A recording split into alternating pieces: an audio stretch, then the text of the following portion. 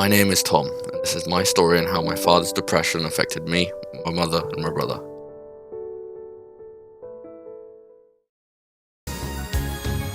This is my father. He is one of the strongest people I know. He is a great team leader, a brilliant friend, and a damn good father. I'm not here to talk about that. Up until a year ago, for the past 7 years, he has been suffering with persistent depressive disorder. This has had a major impact on not only him, but our family. Now that he is doing a lot better, we decided to share our story to spread hope to those who need it.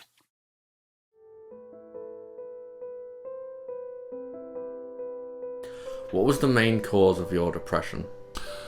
The main cause of my depression, for me, it built up over many, many years.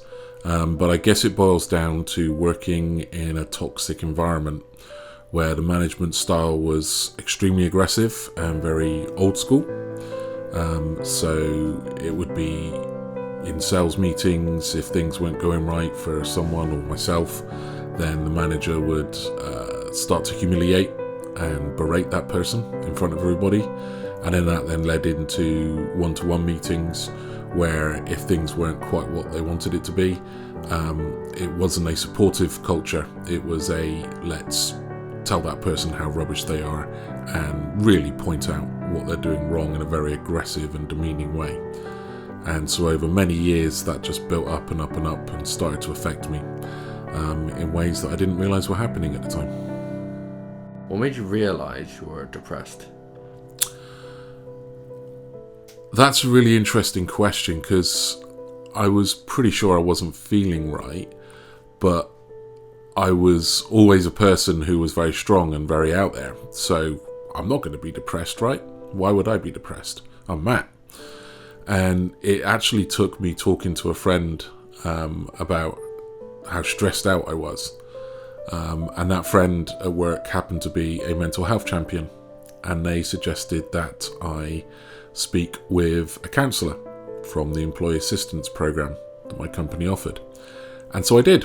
I took a big step. I thought it would just be interesting to hear what they had to say.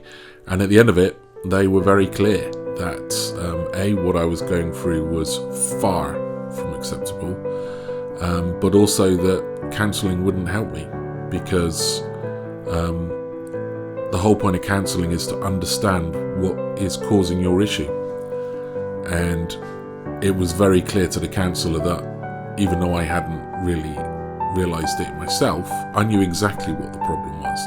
The problem was the toxic management environment that I was working under. And so they advised me that counselling wouldn't help, and the best thing to do would be to take action to resolve that.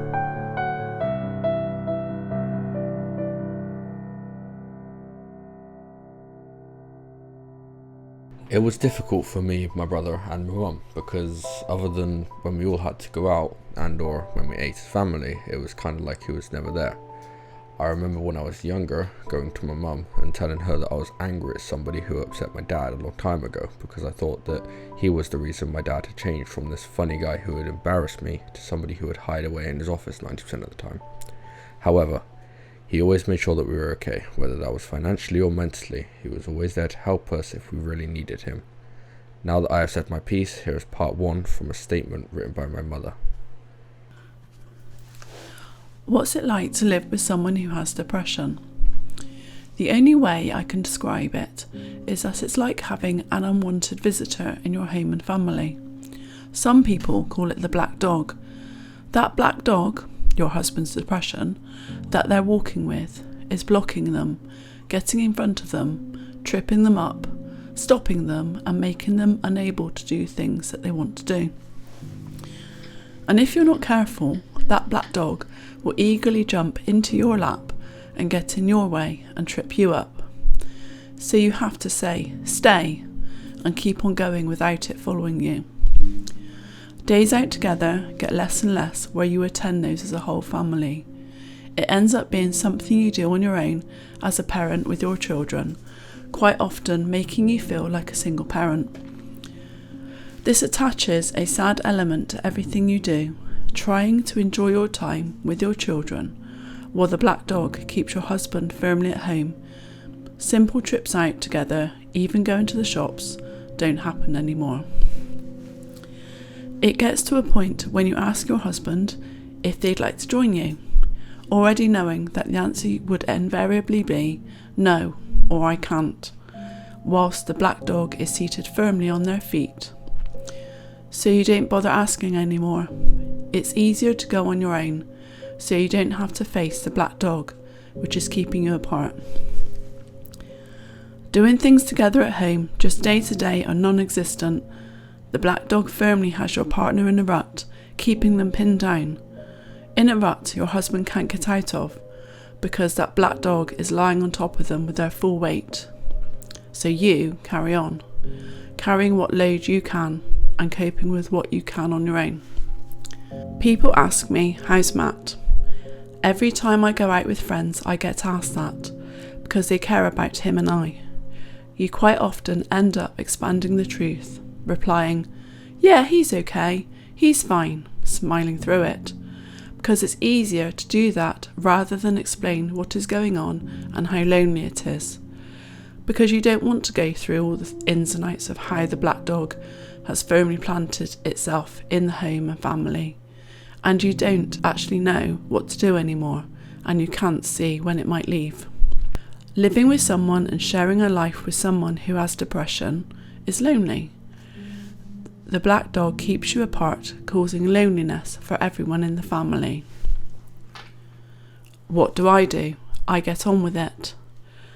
I live my life to the fullest I can, making the most of what I do, and I try to look out for the positives. What helped you cope throughout your time with depression? I would have to say coping is, nothing can really help you cope. You just have to get through each and every day. So it wasn't like I got to the end of days feeling, yeah, I've coped really well. You literally get to the end of the day and you're just grateful that you're still here and you're hanging in there, and then you start to dread tomorrow. But certainly in terms of the coping that I did do, the support of my wife was just above and beyond.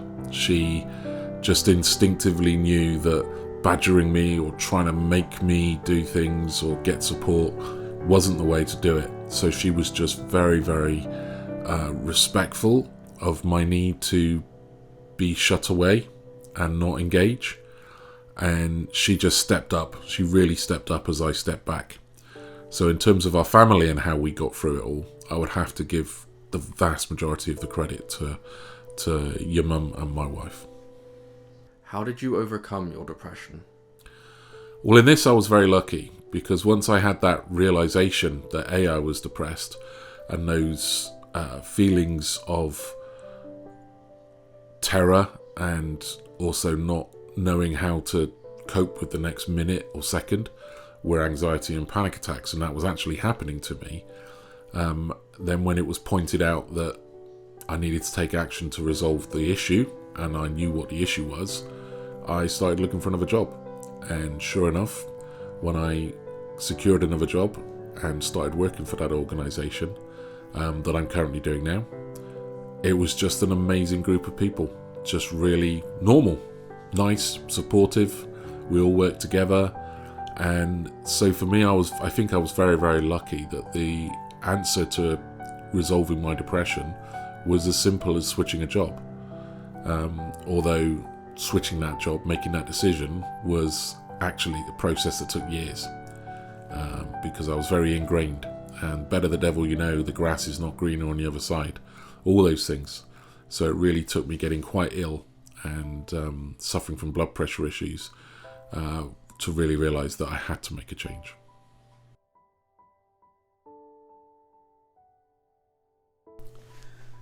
Even though Matt is on the other side of his depression now, and the black dog is leaving, the habits of not doing things together, the odd excuse being made, not wanting to join in, as it's easier to stay at home, are still there. So even though the black dog is a tiny dot in the past, the trauma of his unwanted visit will be around for some time to come.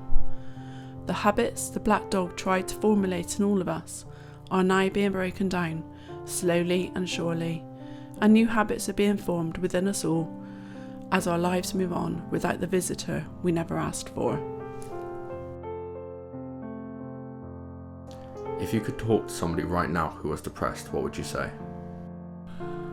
I don't think I'd say much. I'd just offer to listen, because the single biggest thing you can do, you don't have the answer. You can't fix whatever's going on in that person's life. It's different for everybody. But what you can do is just listen.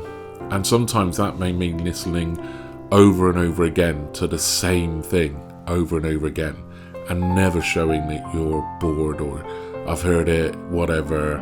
Like, you'll be fine in time. Telling someone that time is a great healer, that's not going to help, because they're living in their situation right now. So the first thing I'd do is to listen. If there was one piece of advice I would give them, it's that to try and work out what is the cause of these issues for them. And if they can understand what the cause of those issues are, then they can start to think about how they might change that. And if they can understand the root of that depression, the root of those issues, then perhaps there's hope that they can change and get better. But it's important never to tell somebody you will get better. There is hope, because you're not living in their life. So for me, I think I was very lucky and fortunate. For others, they may not be so. Thanks, Dad. Really appreciate it. You're most welcome, son. This is only a sliver of what we went through as a family, although I hope that sharing our story can bring hope to some people who don't have much left. There is a way out. You just have to keep looking for it until you find it, no matter how difficult it gets.